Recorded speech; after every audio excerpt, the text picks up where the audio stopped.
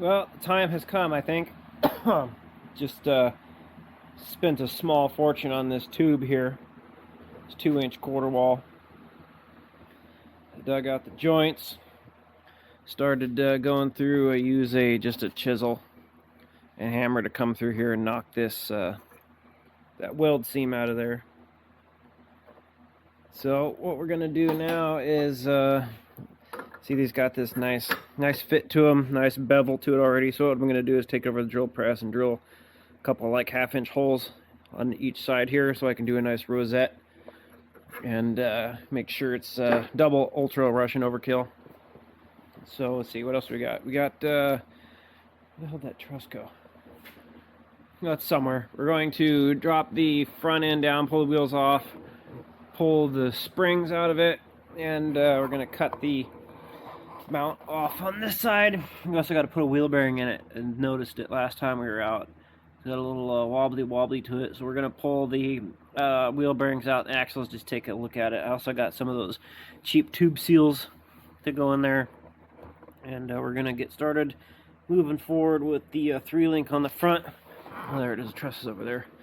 And then I'm going to use this 3-inch tube, because pretty much all they had was 2 and 3-inch. I'm going to kind of do like what Clayton does, just kind of build a little, truss thing for the 4-link for the rear or something cheap. I guess it really wasn't cheap at all. These 7 pieces here, 32 inches each, and this is 3 feet. It came out to be like $440 or something.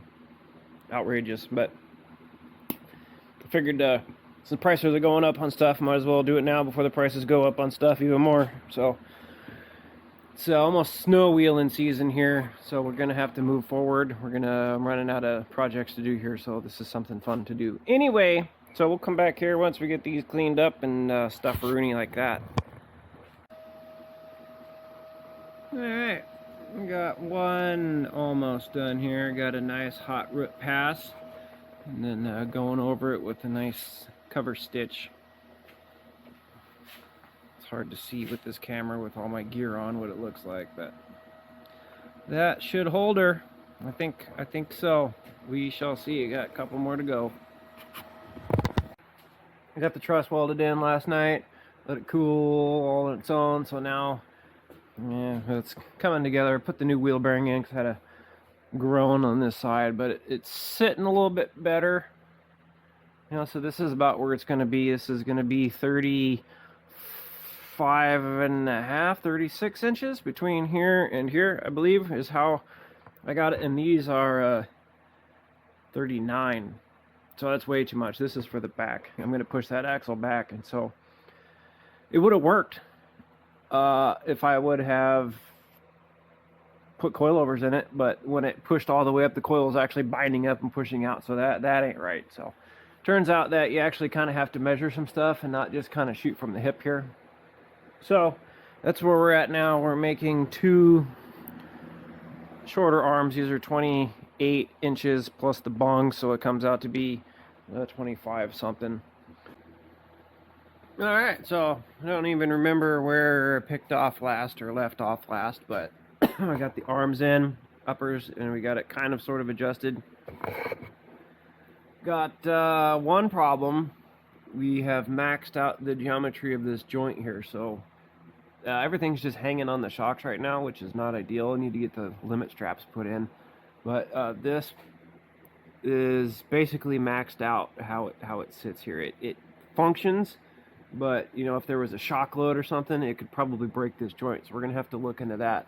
Probably get a drop arm, or maybe do some Heims or something. But just did this 98 tie rod here, so I'm trying to keep this in the same theme as, not exactly low budget, but I don't want to just throw this away because I just put this in here. So I might look into doing something here, pitman arm, and just replace this joint to get a little bit more out of it, because this is it. It's hanging on the shocks. These are rough country shocks. These are rough country springs, and it's loose. And I also have a 1.5-inch spacer in there with the original isolator. So with the fucking rough country shit, this is how much you get with the shit you get. So the other thing is brake hoses are like tight, so we're gonna have to put the extended ones in there, which I have somewhere. We got the arms in. One thing I noticed about these joints is, man, they are hard to grease. So, not really worried about that, but so I had to put the grease fittings facing up. So when I have to come around to the point where I need to grease these, it's going to be a pain in the ass. And also something I discovered on accident is if you leave the grease fitting down and the arm swings out, it'll break that sucker right off of there. See, well, I don't know if you can see it, but boom. So one of those joints over there has a boo-booed grease fitting. So to look into that. We'll also have to do something with this fuel line here because it's rubbing on the arm. I took the grinder crudely and just kind of cut this off. It's not really necessary to cut all this off. I'm going to leave this just for the extra rigidity here. Might put a little extra hockey puck here for a bump stop or something. I'm going to get these, drop these down and paint them. So yeah, this is nice. And also another cool thing is that the arms, the angle of the arms protect the drive shaft. So sliding off of stuff. I've hit it a couple times here. We got the drive shaft pushed back in, and instead of like in the other video where when the suspension comes down this gets shoved in, it just kind of basically maintains this length since it's just going up and down instead of this way. So big improvement there. Let's see, what else do we got? I forgot to put the dust shield back in, so I'll have to take that wheel bearing back out. I'm going to unhook the ABS sensors, disable that. I'm going to pull the console back out again and take out the SRS module just because I don't want the airbag going off in my face. So we'll put this guy back where he lives, where he's supposed to live. Okay, good. Yeah, so good progress here. Hockey pucks. It took 3 hockey pucks. I'm sure these will come apart eventually. Put a 3-inch deck screw in them. Electrical taped them together, shoved it in there, so that ends up being just perfect to where the tire just barely touches the inside there. So we'll see how that goes. Another thing is that the spring is touching here on this side again, but that's a track bar problem. Also, the track bar is bottomed out here, so we've kind of reached the maximum of what we can do here. See, I had to pitch the axle back a little bit because this was touching and I couldn't get the track bar back in because I wanted this plane to be nice and straight. Also, the steering seems to be okay, but this joint, we're gonna have to address that. So see how that goes. Got some nice flash rust on here, so we're gonna get this kind of cleaned up a little bit, get some paint on it. I pulled the axles out and just kind of took a look at them. They all look pretty good. U-joints are still in pretty good shape. Don't see any hollering or wallering there on the ears, on the shaft or the slug, the thing, whatever that is. So I'll get the ABS wires out of the way. And then we're going to start working on the rear as soon as my stuff starts showing up for barns. So I guess we can drop this down and just kind of look at where it sits. So I guess I'll get this down, grab a tape measure so we can kind of track this and see how it does. I believe, if I remember correctly, there's 12 total inches of travel, which is good. 12 inches, that's good. Okay, so where is my tape measure? Could be anywhere. Totally unprepared for this in classic style around here. Okay. So, as it sits, dangling there, it's from the tread, and let's say 15.5 inches.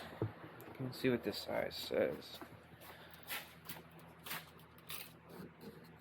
16 inches. Okay, well that's probably just from me and the fenders there from the trimming. See, it moves forward still, but not as much as it did with the short arms. And let's see, normal ride height, we got 10 inches. And then at full stuff, it comes out to be 4. So Not too shabalicious there. Let me put some air in these tires. They're getting a little low. And another cool thing that I got was I had a PA horn in here, right there, and it's old. It's Radio Shack. It's seen its day. So I went on the Amazons and bought one of these 200 watt ones. You know, made in Chen. This fucking thing is loud as fuck. So this will be great. I got to do something with my vent hose here. Let's see what else. And I'm doing some intake modifications to get the air box away from here. Now, a lot of times you'll see you get a bunch of noobs out there. You know, then they find the nearest water puddle and they go straight through it. And you can see this one's got some mud in it. But as long as you're careful and you don't go too fast through the water, I mean, it came up to, you know, the lower part of the headlight, so it was definitely sucking water in there. But there are drain holes in there, so as long as you're not yeeting yourself through there, it should be fine. But I got to we're gonna clean up some of this stuff here. Horn goes here. I'm thinking I might put another battery box here, or some sort of a box just to carry extra fluids and stuff. We'll have to address that later. And then the intake, not quite sure what I'm going to do about that. I kind of wanted to run it through the cowling, but I don't want to mess with my wiring, and I don't want to remove my AC. So you're thinking, oh, AC is for pussies, but I live in Western Washington and it rains a lot, and the AC is extremely beneficial to defrost, you know, when it's raining and cold and wet. So we're going to keep that guy. So yeah, we're making progress. Got these are for the rear, and then I got two more over there I'm gonna make, so we gotta wait for the rest of the stuff to show up and then we can make progress. Started cleaning up the table here a little bit. Gotta start working on these axles. Sweet. Ooh, look, you can see the hammy through there. Yep. So yep, making some progress. Still waiting on parts, so I guess we'll come back when we get much more better progress there. So you can see the arms there, definitely protecting the drive shaft, which is nice, but also at the same time, it's a little bit of loss of ground clearance. But I guess that's not really a bad thing. You know, kind of a catch-22, you gain some, you lose some. Oh, and another thing is a lot of experts out there on the internet, and they say, you square tube, you're an idiot, you should use chromoly DOM. Yeah, that would have been ideal, but when I bought all of this stuff back up pre-COVID, DOM was about $16 a foot, and the square tube was about $6.50. So I bought all the stuff because I was a cheap ass, you know, project low budget. And so what happened was I bought all the stuff for square tube, and then I procrastinated, waited and didn't buy it. And so now it's $16 a foot, and the chromoly DOM is like $45 a foot. So yes, you are absolutely 100% correct, Mundo. Probably should have used that instead, but you know, looking at the factory stamped sheet metal arm, I think that probably the 2-inch quarter wall square tube is going to be much more substantial than this. So experts, be aware. Alrighty then. Well, oh, I guess yeah. There's the controller for the PA. So this will be great. Maybe you know, when I drove over to the neighbors, I'll put on some porn for him so he can hear it when I'm coming up the road. You know, just something neighborly.